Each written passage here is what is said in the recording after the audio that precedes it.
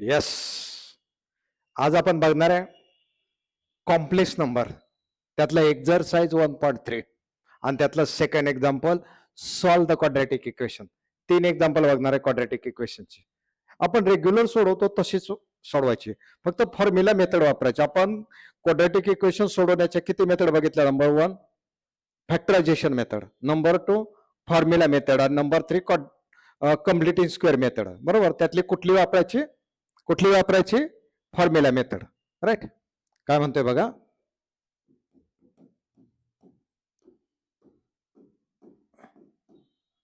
Given quadratic equation is, दिलेलं quadratic equation बघा, 8x² + 2x + 1 = 0. Right, हे क्वाड्रॅटिक आहे. आता ह्याची कम्पेअर करा. कंपेअरिंग कुणाबरोबर करायची? ax² + bx + c = 0.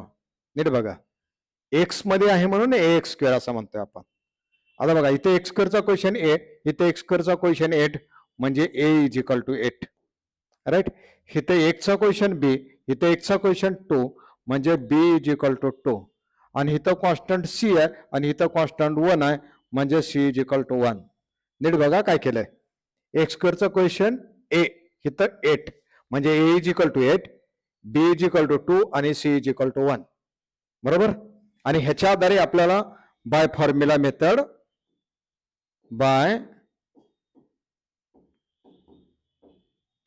मेथड कुठली फॉर्म्युला वापरला आपण? x = what?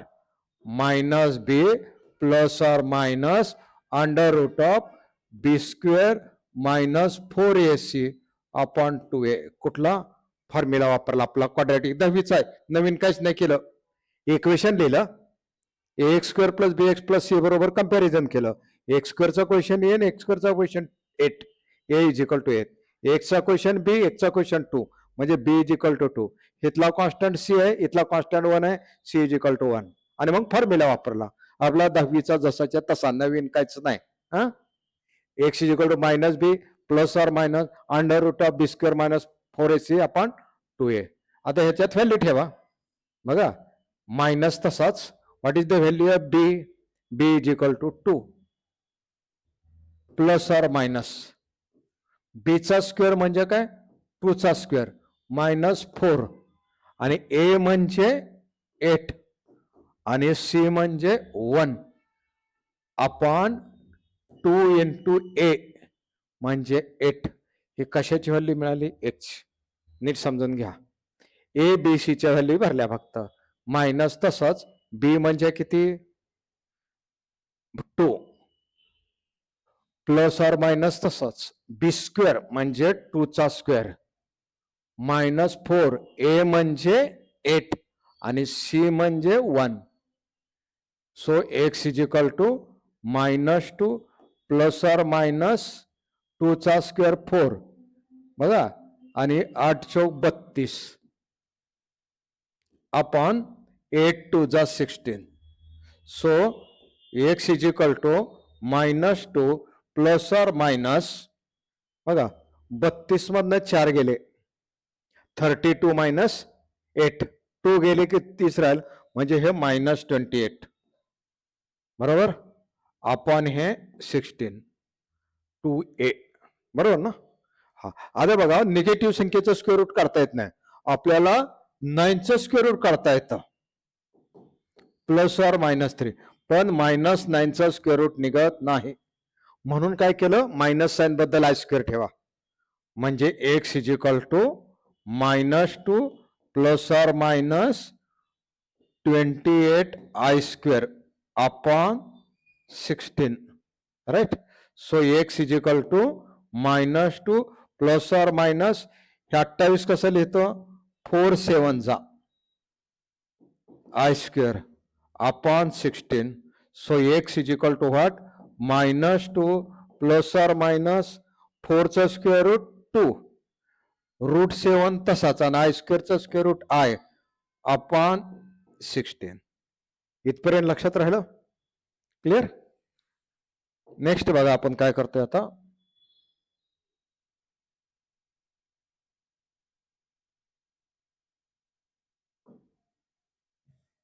Next x is equal to ची व्हॅल्यू बघा 16 न 2 न डिवाइड करा. यातनं 2 कॉमन काढतो याला कॅन्सल केला म्हणजे काय झालं, -1 plus or minus √7i upon 8. काय केलं, 2 कॉमन काढून कॅन्सल केला. 2 कॉमन काढून कॅन्सल केला. इथं 2 2 काढला आणि इथं 8 लिहिला आपण, म्हणजे न्यूमरेटरला डिनॉमिनेटरला 2 न डिवाइड केलं थोडक्यात. बरोबर. आता एकदा प्लस घ्या, एकदा x is equal to -1 plus √7i divided by 8 और x is equal to -1 minus √7i upon 8 आणि सेपरेट डिवाइड करा. x is equal to -1/8 plus √7/8i किंवा x is equal to -1/8 minus √7/8i. काय केलं, नवीन काहीच नाही केलं, नीट लक्षात ठेवा. इक्वेशन लिहिलं, a² plus bx plus c बरोबर कंपॅरिझन करून एबीसीच्या व्हॅल्यू काढल्या. फॉर्म्युला लिहिला -b plus or minus b² minus 4ac upon 2a आणि एबीसीच्या व्हॅल्यू ठेवल्या. निगेटिव्ह मध्ये मायनस स्क्वेअर साइन आलं, त्याच्याबद्दल i² ठेवलं आणि 28 हा 4 7 लिहिलं, त्याचं स्क्वेअर रूट काढलं आणि 2 कॉमन काढून कॅन्सल केला. बरोबर. आणि एकदा प्लस घेतला आणि एकदा मायनस घेतला, सेपरेट डिवाइड केलं. राईट. स्क्वेअर रूट समजला. अजून एक एक्झाम्पल बघूया म्हणजे तुमच्या लक्षात येईल. बघा सेकंड एक्झाम्पल बघा.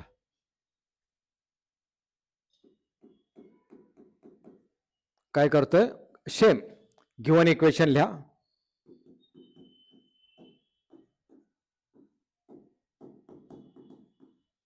Given equation 3x² minus 7x plus 5 is equal to 0. नेहमीप्रमाणे कम्पेअर करा. कंपेअरिंग इट विथ, कम्पेअर कोणाबरोबर करायची, ax² plus bx plus c is equal to 0. Compare केले. a² चा क्वेश्चन a, इथे a² चा क्वेश्चन 3 म्हणजे a इज इक्वल टू 3. चा क्वेश्चन b आणि इथे चा क्वेश्चन -7. इथं कॉन्स्टंट c आहे आणि इथं कॉन्स्टंट 5 आहे. नक्की कळालं. एक आहे, हा a हा b असतो आणि हा c असतो आणि by formula method. But formula काय सांगतो, x is equal to -b plus or minus √ b² minus 4ac upon 2a आणि याच्या व्हॅल्यू भरा. x is equal to minus आणि b -7 आहे, कळालं, plus or minus b², b म्हणजे काय, -7, -7 चा स्क्वेअर मायनस 4, a म्हणजे 3 आणि c म्हणजे 5 अपॉन 2 आणि a म्हणजे 3. काय केलं बघा, यात व्हॅल्यू भरल्या बघा. a 3 आहे, b -7 आहे आणि c 5 आहे. बघा मायनस b म्हणजे minus of -7 plus or minus b² म्हणजे -7 चा स्क्वेअर, 4, a म्हणजे 3 आणि c म्हणजे 5. आता हे सिम्प्लिफाय करा. x is equal to minus minus plus केलं बघा 2 वेळा, म्हणजे काय केलं, 7 प्लस ऑर मायनस √ -7 चा स्क्वेअर 49, 7 7 49 मायनस, इथं बघा 4 त्रिक 12, 12 पंच 60 अपॉन 2 इंटू a म्हणजे 3. That is x is equal to 7 plus or minus √ आता बघा 60 मधून 49 वजा गेले बघा, 10 न 9 गेले, 1 राहिले, 1 आणि 6 न 5 गेले 1 म्हणजे काय राहिले, 11 म्हणजे -11. काय राहिलं, minus 11 upon 6. So x is equal to what? 7 plus or minus under root of.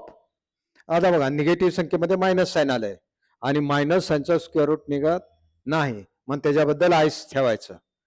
11 I square upon 6 आणि मग स्क्वेअर रूट काढा. x is equal to 7 plus or minus root 11 i upon 6 आणि सेपरेट डिवाइड करा. x is equal to 7/6 plus or minus root 11/6 i. आता इथं plus or minus आहे म्हणजे दोन व्हॅल्यू आहेत. पहिली व्हॅल्यू एकदा प्लस घ्या. x is equal to 7/6 plus root 11/6 i और x is equal to 7/6 minus root 11/6 i. त्या व्हॅल्यू हे क्वाड्रॅटिक इक्वेशन सोडवतो म्हणजे काय करतो, एकच्या व्हॅल्यू काढतो. 12 त्या 10वीत आणि याच्यात काय नेमका फरक आहे माहिती आहे. आतापर्यंत स्क्वेअर रूट मध्ये निगेटिव्ह संख्या येत नसते 10th स्टँडर्डला, तर ह्या कॉम्प्लेक्स नंबर मध्ये स्क्वेअर रूट मध्ये निगेटिव्ह संख्या येतेच. कळलं? येणारच आहे. मग फक्त निगेटिव्ह साइन आला की आय स्क्वेअर म्हणायचं आणि रेग्युलर करतो तसंच. आय स्क्वेअरचं स्क्वेअर रूट आय 11चं स्क्वेअर रूट निघत नाही म्हणून तो रूट मध्ये ठेवला आणि सेपरेट डिवाइड केला आणि एकदा प्लस घेतला आणि एकदा मायनस घेतला. ओके, कसं सोडवायचं लक्षात आलं. Thank you very much.